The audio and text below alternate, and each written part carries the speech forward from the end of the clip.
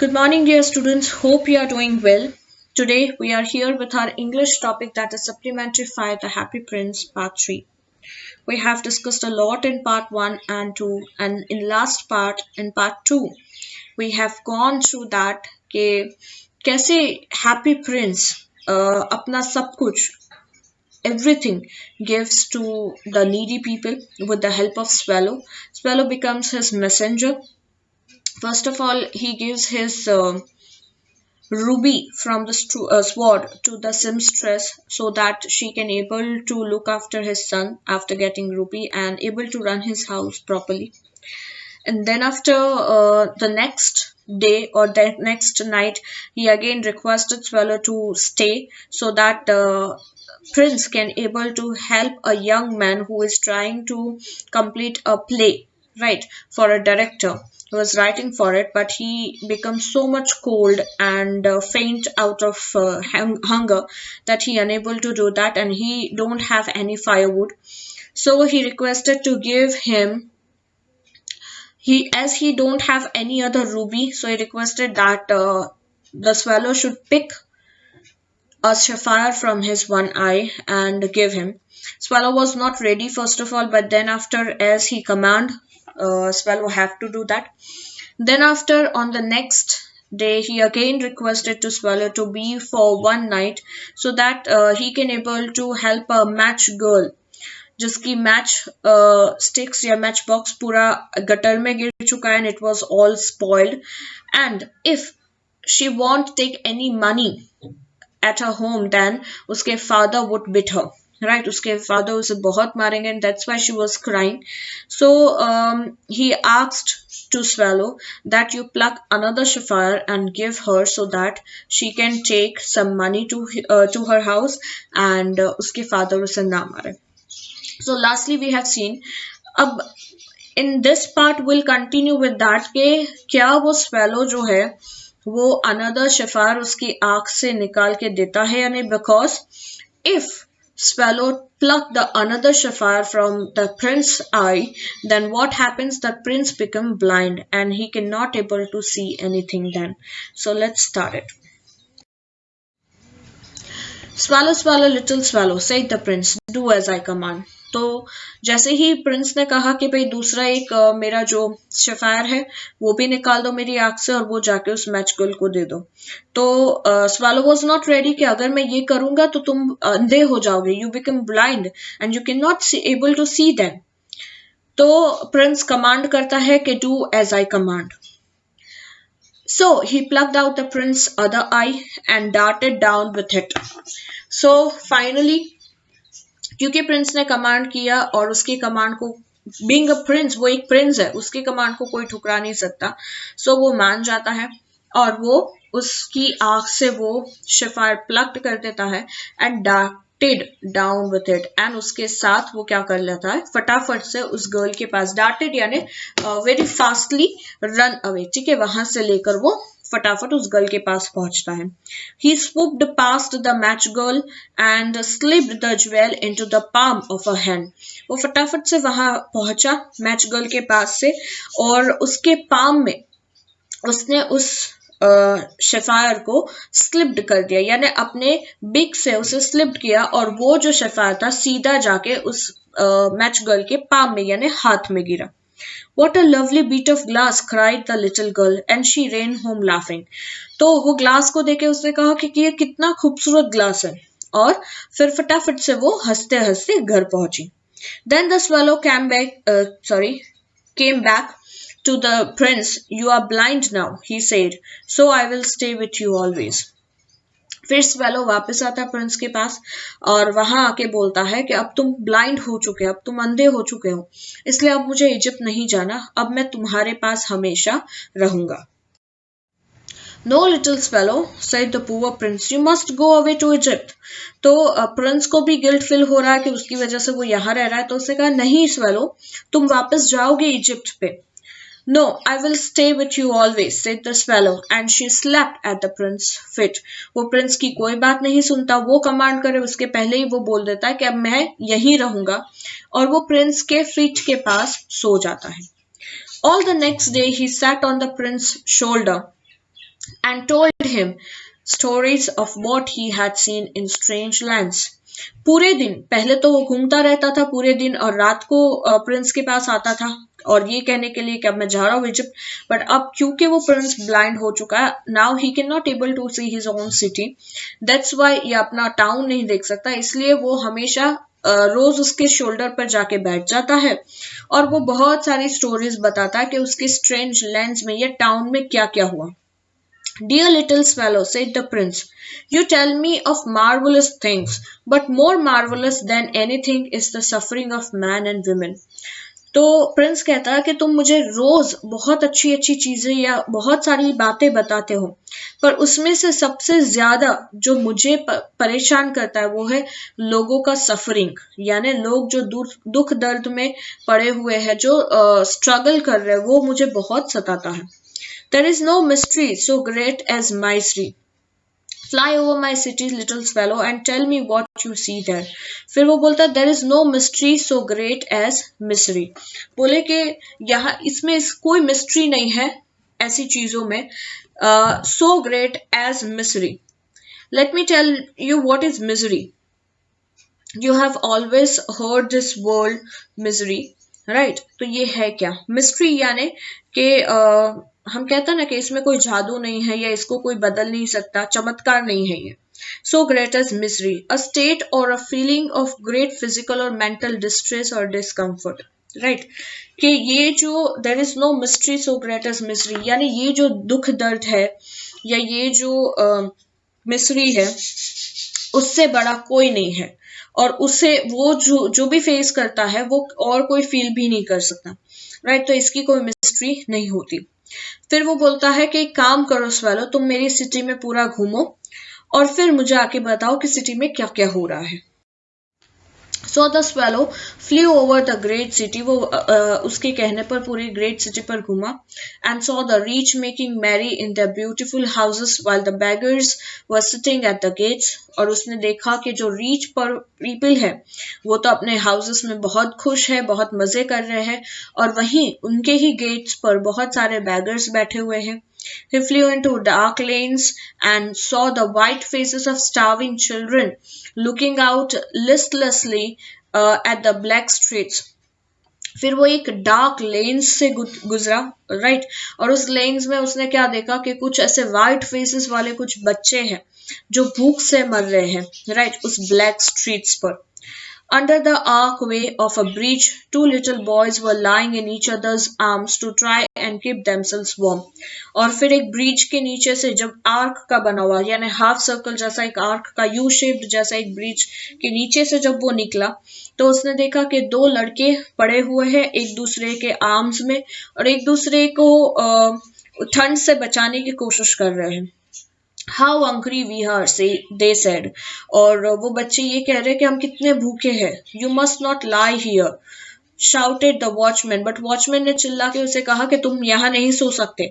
And they wandered out into the rain. और वो वहां से दौड़ के बारिश में गए.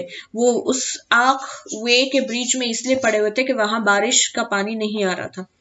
राइट सो वॉचमैन वहां से भगा दिया और वो फिर बारिश में जा गए. Then he flew back and told the prince what he had seen. और वापस प्रिंस के पास आया और उसने सब कुछ बताया कि क्या क्या देखा उसने. I am covered with my fine gold, said the prince. You must take it off, leaf by leaf, and give it to the poor. The living always think that gold can make them happy. तो ये सारे दुख दर्द बताने के बाद Prince ने कहा कि मैं पूरा गोल्ड से बना हुआ हूँ. तुम एक काम करो, धीरे धीरे, राइट, लीफ बाय लीफ तुम ये पूरा गोल्ड जाके धीरे धीरे जाके ये जितने भी पुअर्स है उनमें बांट दो, राइट, क्योंकि जो भी जिंदा है उनके हिसाब से गोल्ड उन्हें खुश करता है, यानी वो गोल्ड को बेचेंगे और अपना गुजारा करेंगे. Leaf after leaf of the fine gold the swallow picked off till the happy prince looked quite dull and grey.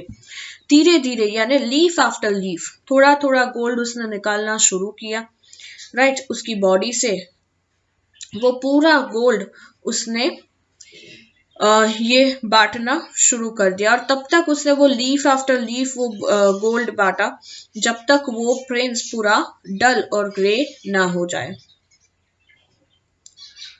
Wait a second, हाँ.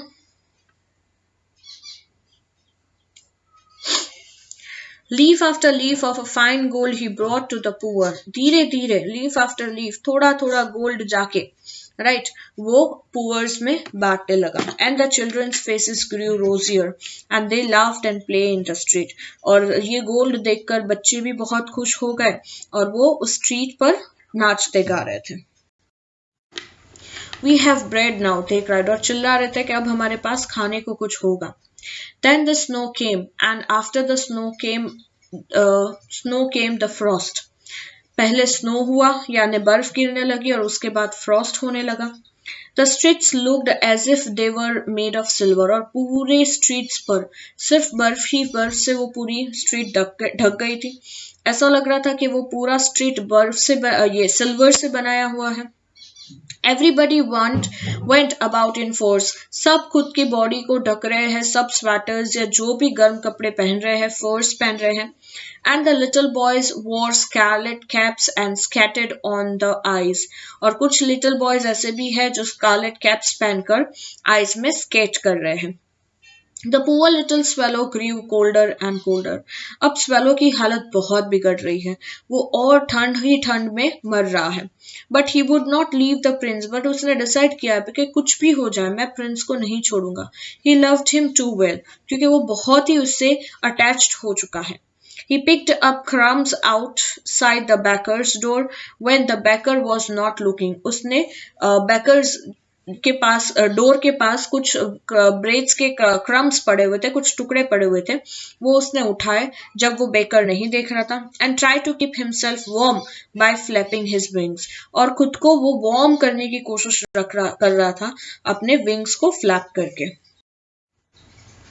But at last knew that he was going to die. But उसे पता था कि अब इसमें वो ज्यादा टिक नहीं पाएगा, वो बहुत जल्द मर जाएगा. He had just enough strength to fly up to the prince's shoulder once more. अब उसमें इतनी ही ताकत थी कि वो प्रिंस तक पहुंचे और उसके शोल्डर पे जाके बैठ सके. इसके आगे वो अब उड़ सके वैसी ताकत उसमें नहीं थी. गुड बाय डियर प्रिंस, ही मर्मर्ड. और प्रिंस के शोल्डर पे जाके उसने कहा कि गुड बाय डियर प्रिंस, अब मैं जा रहा हूँ. विल यू लेट मी किस योर हैंड. तो उसने कहा कि क्या तुम मुझे तुम्हारे हैंड पर एक किस करने दोगे. स्वैलो ने कहा. I am glad that you are going to Egypt at last little swallow, said the prince. तो उसने कहा प्रिंस को लगा कि वो जा रहा है, मतलब वो फाइनली इजिप्ट जा रहा है. तो प्रिंस खुश हो गया कि मैं खुश हूं कि तुम फाइनली इजिप्ट जाने के लिए रेडी हो गए हो. I am happy. You have stayed too long here but you must kiss me on the lips for I love you. तो उसने कहा कि तुम यहाँ बहुत रुक गए, पर तुम मेरे हाथ को नहीं बट तुम मेरे लिप्स को किस कर सकते हो, because I love you. It is not to Egypt I am going. तो स्वैलो ने कहा कि नहीं, मैं इजिप्ट नहीं जा रहा हूँ. Said the swallow. I am going to the house of death. मैं अब मरने वाला हूँ, क्योंकि उसे पता चल गया है कि अब वो जिंदा नहीं रह पाएगा. Death is the brother of sleep, is he not. और वो कहता है कि डेथ कौन है. ये डेथ एक स्लीप का भाई है, यानी अब मैं लंबी नींद में सोने वाला हूँ, right. And he kissed the happy Prince on the lips. और फिर वो स्वैलो हैप्पी प्रिंस के लिप्स पर किस करता है और वैसे ही वो वहां से गिर जाता है. And fell down dead at his feet. और उसके फीट पर वो गिर जाता है क्योंकि वो मर गया है. At that moment, a curious crack sounded inside the statue, as if something had broken. और उसी वक्त जैसे ही वो डेड होके गिरा, वैसे ही उसके स्टैचू में से, यानी हैप्पी प्रिंस के स्टैचू में से क्रैक की आवाज आई, जैसे कुछ टूटा, राइट. क्योंकि प्रिंस जो था वो पूरी तरीके से टूट चुका था, क्योंकि एक ही उसका दोस्त था जो उसे सुन सकता था, उसे बात कर सकता था, वो अब नहीं है. The fact is that the leaden heart had snapped right in two. और फैक्ट ये था कि उसका जो लेडन का हार्ट था वो टूट गया था, right. It certainly was a dreadfully hard frost. और ऐसा लग रहा था कि बहुत दुखी वो हो चुका था, एक हार्ड फ्रॉस्ट की तरह वो टूट चुका था. Early the next morning the mayor was walking in the square below in company with the town councillors. Next morning ये हुआ कि वहां का सिटी का जो मेयर था वो वहां से गुजर रहा था और अपने टाउन काउंसिलर्स के साथ. As they passed the column, he looked up at the statue. जैसे ही वो कॉलम के पास पहुंचे उन्होंने स्टैचू को देखा. Dear me, how shabby the happy prince looks, he said. तो मेयर ने स्टैचू को देख के कहा कि ये कैसा लग रहा है, ये प्रिंस कितना गंदा लग रहा है, ये प्रिंस कितना ब्यूटीफुल हुआ करता था और अब इस प्रिंस में कुछ रहा ही नहीं है. How shabby indeed, cried the town councillor. दूसरे काउंसलर्स ने भी कहा कि हाँ, बहुत ही गंदा और बहुत ही अगली लग रहा है. Who always agreed with the mayor and they went up to look at it. और मतलब उन्होंने टाउन काउंसलर्स ने देखा नहीं देखा, मतलब वो मेयर ने कुछ भी कह दिया उस बात पर वो एग्री कर देते और उसे उनकी बात, मेयर की बात सुनने के बाद वो स्टेचू को देख रहे हैं. The ruby has fallen out of his sword. His eyes are gone and he is golden no longer, said the mayor. Mayor ने कहा कि रूबी शायद गिर चुका है उसकी स्वॉर्ड से, पता नहीं उसकी आंखें भी चली गई है, यानी शेफायर भी नहीं है, अब वो गोल्डन भी नहीं रहा है. In fact he is little better than a beggar. और इनफैक्ट अब ये जो स्टैचू है वो कैसा दिख रहा है, बैगर जैसा, यानी भिखारी जैसा दिख रहा है. Little better than a beggar, said the town councillors. Councillors ने भी कहा हाँ, ये कैसा लग रहा है कि ये थोड़े भिखारियों से थोड़ा ही ऐसा तो अच्छा लग रहा है, अदरवाइज अब इसमें कुछ रहा नहीं है. And here is actually a dead bird at his feet. और देखो, मेयर ने कहा कि देखो, और दूसरा भी ये था कि उसके फीट पर एक मरा हुआ बर्ड भी पड़ा, यानी स्पैलो पड़ा है. We must really issue a proclamation that birds are not to be allowed to die here. हमें एक proclamation, एक लॉ बनाना होगा, एक proclamation जाहिर करना होगा कि birds यहाँ पे आके मर नहीं सकते, यानी उस स्टेचू के आगे. And the town clerk made a note of the suggestion. और वहां का जो टाउन क्लर्क था उसने जो मेयर ने कहा वैसा एक नोट बना. So they pull down the statue of the happy prince. और ये डिसाइड किया गया कि स्टैचू का अब हम यहाँ से हटा देंगे. As he is no longer beautiful, he is no longer useful, said the art professor at the university. University के आर्ट प्रोफेसर ने भी देख के कहा कि अब ये ना ही ब्यूटीफुल रहा है और ना ही अब ये किसी काम का है. Then they melted the statue in a furnace. फिर इस स्टैचू को वहां से उतार के उसे फर्नेस में डाला गया, यानी उसे मेल्ट किया गया जला के. What a strange thing, said the overseer of the workmen at the foundry.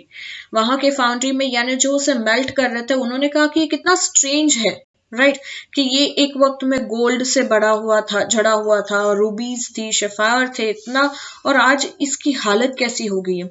This broken lead heart will not melt in furnace. We must throw it away. So they threw it on a dust heap where the dead swallow was also lying. पर सब कुछ melt हो गया और strange दूसरी बात ये लगी वर्कमैन को कि ये जो ब्रोकन हार्ट है जो लीड का बना हुआ वो इसमें मेल्ट नहीं होगा. तो उसने कहा कि इस फर्नेस में वो मेल्ट नहीं होगा तो इसे हम फेंक देते हैं, और उसे उसी डस्ट हीप में यानी उसी डस्टबिन में डाला गया जहां वो डेड स्वेलो को डाला गया था. सो वो ब्रोकन हार्ट और वो डेड स्वेलो उसी डस्टबिन में रहे. Bring me the two most precious things in the city, said God to one of his angels, and the angel brought him the leaden heart and the dead bird. और अब ये बताया कि यहाँ पे दोनों की कहानी खत्म हो गई, किसकी, प्रिंस और स्वेलो की. बट जब भगवान के पास की बात बता रहे, भगवान ने कहा, गॉड ने कहा अपने एक एंजल से कि एक काम करो, सिटी के दो प्रीशियस, बहुत ही प्रीशियस चीजें लेके आओ मेरे पास. और वो एंजल क्या लेके गया उनके पास, वो लेडन हार्ट जो प्रिंस का था और वो डेड बर्ड जो स्वेलो था. वो दोनों इतने प्रीशियस थे जो एंजल गॉड के पास ले गए. You have rightly chosen, said the God. God ने कहा कि तुमने सही चीज चूज किया है. For in my garden of paradise this little bird shall sing forevermore, and in my city of gold the happy prince shall praise me. तो God ने कहा कि मेरे पैराडाइज में यानी मेरे स्वर्ग के गार्डन में ये जो लिटिल बर्ड है, ये जो स्वेलो है, वो हमेशा खुशी से गाता रहेगा। और मेरे गोल्ड के सिटी में यानी अगेन मेरे पैराडाइज में ये जो हैप्पी प्रिंस है उसकी तारीफ हमेशा होती रहेगी और वो हमेशा मेरे साथ रहेगा। हैप्पी प्रिंस शैल प्रेज मी यानी वो हमेशा मेरे साथ रहेगा। सो गॉड ने भी उन्हें उन दोनों को चूज किया क्योंकि वो सबसे ज्यादा प्रीशियस थे उस सिटी में। So here our story gets over of Happy Prince and we can say कि Happy Prince हमेशा खुश रहा, भले उसने अपना सब कुछ लुटा दिया, बट आफ्टर ऑल डेथ के बाद भी यानी उसके मरने के बाद भी उसने जो हेल्प की नीडी लोगों की, राइट उसके बाद गॉड के पास उसकी अपनी एक पर्सनल जगह बन गई। गॉड ने उसे प्रेज किया और वो हमेशा गॉड के पास रहेगा और वो स्वेलो भी। सो वो मरने के बाद भी दोनों अलग नहीं हुए, they were together. So this was the happy ending of the story and hope you enjoyed the story very well. Up till bye bye, take care all of you.